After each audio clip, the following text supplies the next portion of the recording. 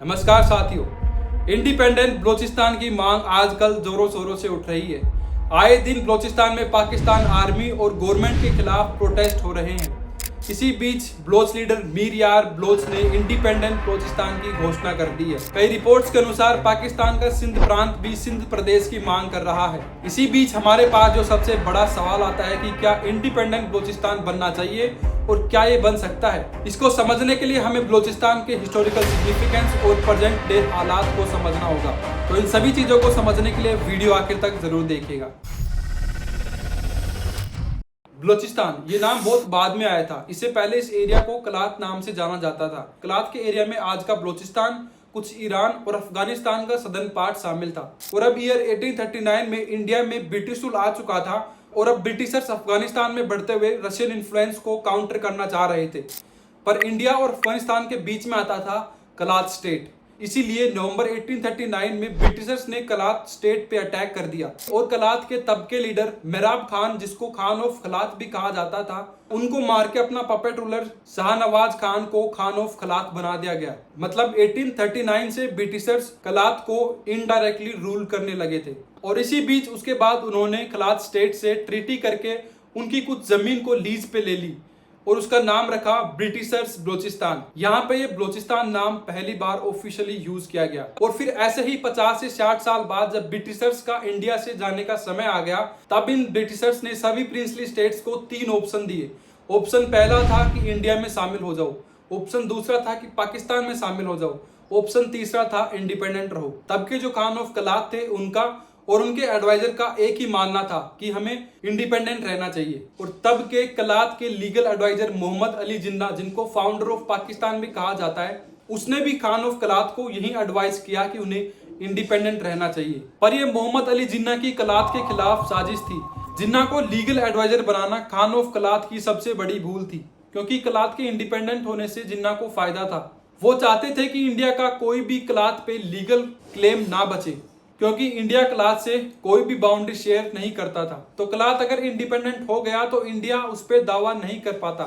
इसीलिए 4 अगस्त 1947 को Lord Mountbatten, Mohammad Ali Jinnah और खान ऑफ कलात के बीच एक राउंड टेबल मीटिंग हुई और उसमें कलात स्टेट का इंडिपेंडेंट रहने पे ऑफिशियली एग्रीमेंट हुआ। उस एग्रीमेंट पे मोहम्मद अली जिन्ना के भी साइन थे। ये गौर करने वाली बात है। इसीलिए फिर 15 अगस्त 1947 तक 3 इंडिपेंडेंट स्टेट बन चुके थे, इंडिया, पाकिस्तान और कलात। पर इसके ठीक 1 साल बाद 1948 में जिन्ना ने कलात के साथ धोखा करके कलात स्टेट को पाकिस्तान में शामिल करने के लिए खान ऑफ कलात को प्रेशराइज करने लगे और कलात में इंटरनल फूट पैदा करने लगे। और 1948 में पाकिस्तान की आर्मी ने कलात को इन्वेड किया और फिर कराची में खान ऑफ कलात से फोर्सफुली एग्रीमेंट साइन करवाए और फिर जिन्ना की एक साजिश के तहत इसे फाइनली पाकिस्तान में शामिल कर लिया गया और इस कलात स्टेट को फिर नाम दिया गया बलूचिस्तान। तो ये है बलूचिस्तान का हिस्टोरिकल सिग्निफिकेंस। आप जानते हैं बलूचिस्तान के प्रेजेंट डे हालात। हिस्टोरिकली बलूचिस्तान को इंडिपेंडेंस चाहिए थी, पर क्या उनके आज प्रेजेंट डे हालात सुधरे हैं? इस सवाल का सीधे तौर पर जवाब है नहीं। अगर डाटा के हिसाब से बात की जाए तो पाकिस्तान की सबसे ज्यादा रिसोर्सेज बलूचिस्तान में है। गोल्ड, कॉपर, नेचुरल गैस, कोयल, ये सारे इंपॉर्टेंट रिसोर्सेज बलूचिस्तान से ही है। पर 2023 के सेंसस ऑफ पाकिस्तान के एक रिपोर्ट के अनुसार सबसे ज्यादा पुअरेस्ट स्टेट पाकिस्तान में बलूचिस्तान ही है। पाकिस्तान की 40% एनर्जी की नीड बलूचिस्तान पूरी करता है, फिर भी उसका 4% कंट्रीब्यूशन है पाकिस्तान जीडीपी में।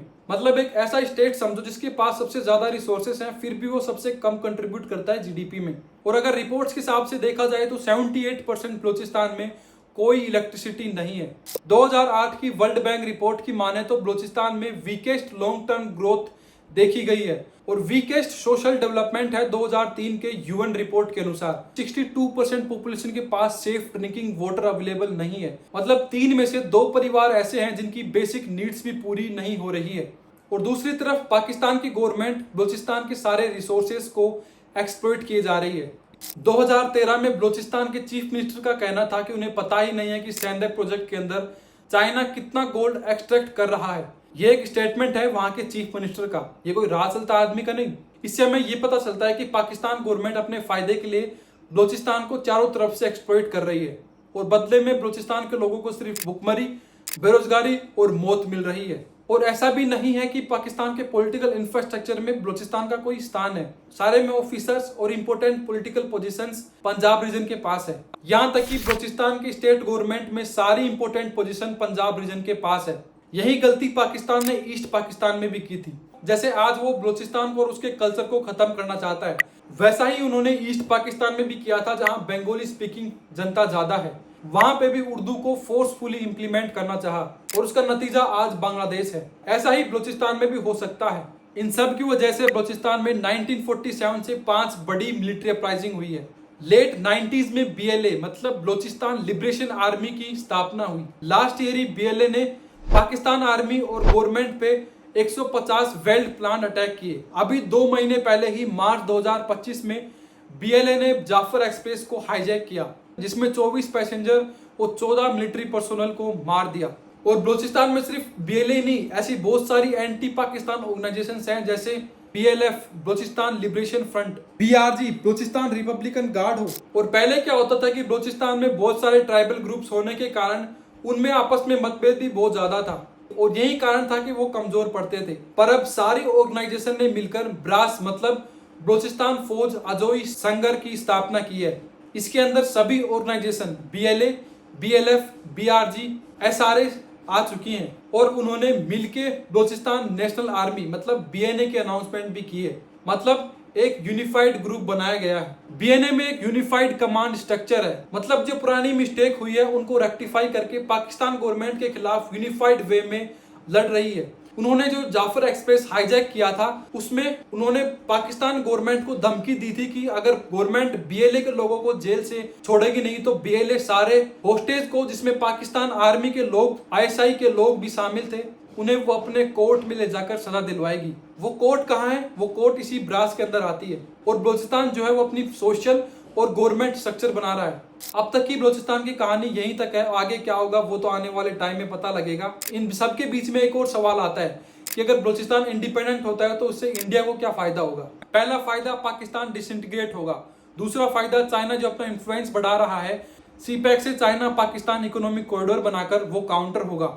फिर ग्वादर पोर्ट जो पाकिस्तान ने चाइना को दिया हुआ है वो भी बलूचिस्तान में है। तो देखा जाए तो इंडिया का इसमें फायदा है। इसी के साथ वीडियो यहीं तक समाप्त करते हैं। कोई भी नया अपडेट होगा तो आपके साथ हम शेयर करेंगे। तब तक के लिए जय हिंद, वंदे मातरम।